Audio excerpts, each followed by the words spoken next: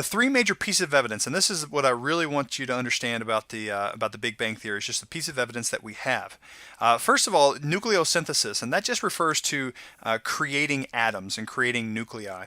So hydrogen and helium in that respect. Doppler shift, we have a red shift for all the galaxies that are around us, and then blackbody radiation, which explains the cosmic background radiation. So nucleosynthesis, and that basically just means that atoms or nuclei are created. And before we get to that, let me talk about this one thing. It says, for every element, there's a combination of colors that will emit or absorb, called an emission or absorption spectrum, this combination is unique to every element. So you can see on here that we have hydrogen that has, its emission spectrum, and then helium has its own as well, and then lithium as well, and then oxygen, carbon, and iron. You can see that all these are the very specific bands of light that are very specific to each element. So lithium doesn't have the same bands that helium does, and so on with all the other elements. So we put that aside. What we notice is scientists look throughout the galaxy at all the stars and all the galaxies, and two very specific emission spectra show up the most.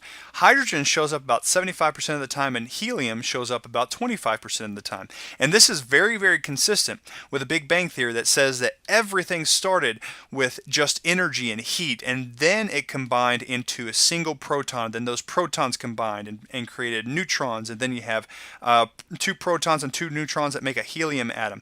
So as the universe has progressed over the 13.7 billion years, the energy has condensed down to hydrogen, then hydrogen to helium, and it's consistent with what we have here, that 75% of the universe is hydrogen and 25% of the universe is helium.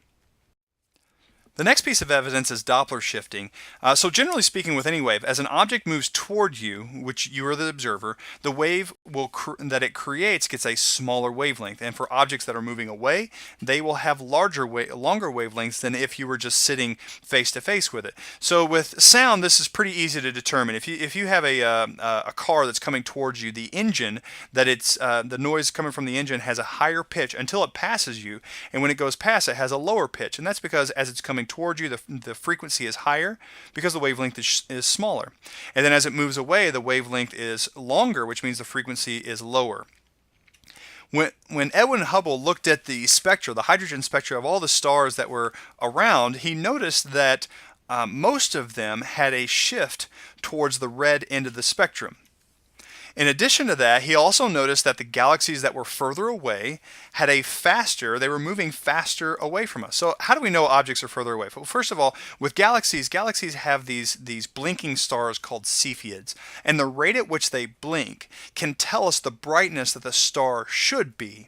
And if you take that brightness that it should be and compare it to what we actually see, then we could get a distance, how far away that object is. Now, as far as how fast an object moves, as far as Doppler shifting, if the wave is shifted more, meaning the frequency is higher and the wavelength is smaller, then that means it's moving towards you at a higher rate of speed. Or if the wavelength is stretched out even longer than another object, we know that object is moving faster based on how much the Doppler shift is for the wavelength. So let's say we have several stars. Let's say this is a star that's really close to us, and this is the emission spectrum we expect from that star. Well, Edwin Hubble noticed that as the objects moved away, as they got further away, that their spectra shifted a little bit. And the further away they are, the more they shifted, and the more they shifted, the further they were. And each time you see this, that it shifts more and more, that shifting right there means that it's going a lot faster, that this object is going a lot faster than the ones that are closer with only a little bit of a shift. So he recorded this data, and he recorded the speed of the galaxies versus the distances, and found that there was a slope that was fairly constant. This slope is referred to as Hubble's constant, but this Hubble's constant can actually be used to determine the age of the universe. And because it has a constant slope, then that means it's consistent with the Big Bang Theory that says that objects that are moving away, the further they are away from us, the faster they're moving away from us. And that's consistent because if everything started at one place, then the objects that are further away would have to be faster. And then you can use the slope in order to find the age of the universe, which is 13.7 billion years. The next piece of evidence is blackbody radiation, and Blackbody radiation is actually a whole field of study that I really don't want to get into, but the important thing is to know that the heat that objects radiate are radiated through electromagnetic waves. So depending on the heat of the object determines the wavelength or the frequency that the wave is going to be emitted from that object that is hot. So the hotter the object is, the higher the frequency is going to be, and some objects are so hot that their EM waves are actually visible in the visible spectrum. For example, stars are great examples of this. They emit their own light, and that light is due to their heat. A flame also is blackbody radiation. Basically, if you think about a flame, the red part of the flame is usually considered cooler than the blue part of the flame. Blue part of the flame is a higher frequency than the red part, and higher frequency means more energy, so that means it's a hotter portion. And then the burners on your electric stove, if you ever turn your electric stove on and turn it up, then you'll see that the burners will actually turn red hot, and that's because they're getting so hot that they're actually illuminating with light. So this graphic, it kind of shows us the entire range of electromagnetic waves that are radiated from objects that produce heat.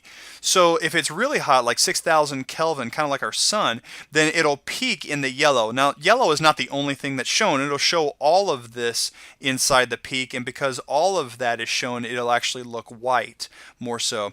Now, as the object cools down, you can see right here we got 5,000 Kelvin. That's more like your red giant. A red giant has a cooler temperature, so it's more towards the red end. Warmer stars are actually they look more blue because they're hotter. They peak even higher over here.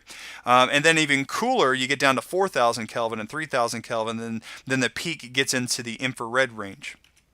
Now, if we look at the sun and the earth in comparison to each other, you see that the earth is outside of that visible range, and the earth is actually radiating heat that's in the infrared range.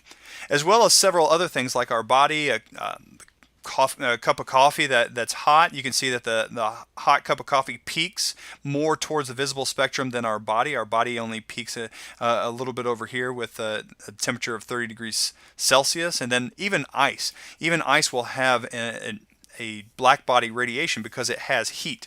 The only way to not have heat is to have a temperature of 0 Kelvin, which at this point is impossible. So with 0 degrees Celsius, it does have heat, and it'll actually have a radiation curve. So that brings us to the universe. Now, if you can imagine taking the electromagnetic spectrum of the universe as it has heat, we see that it peaks in the microwave range, which is even a lower frequency than red and infrared and all those frequencies. It's much lower, which means that the universe is a lot cooler. Now, this coincides with what the Big Bang says. Big Bang says, well, if everything started with a really, really hot temperature, then at this point, 13.7 billion years, it should have cooled off to a point where the peak of the blackbody radiation would be in the microwave range. And that's exactly what we see in the universe. So the cosmic background radiation is referred to as the smoking gun of the Big Bang because it's the what's left over. Kind of like if you ever shoot a gun, you got smoke that's left over after. That's similar to what the Big Bang, the cosmic background radiation for the Big Bang. Now this right here, this is a picture essentially of the sky. If you think of this edge right here as being the Earth, the horizon of the Earth, and this is looking straight up into the sky. If you could see microwave background radiation, this is what you would see in the sky. Now you do have portions that have higher intensity and other portions that are lower intensity, but something that's very important to realize is that the background radiation is pretty widespread. It's all around. It's not in one specific location, even though it is higher in some locations, but it's spread all over the universe. And that is consistent with Big Bang, that it has a distribution across the universe and not just in one place. So this radiation tells us that the average temperature of the universe is about 3 Kelvin, which is pretty cold, but that is consistent with what the Big Bang says.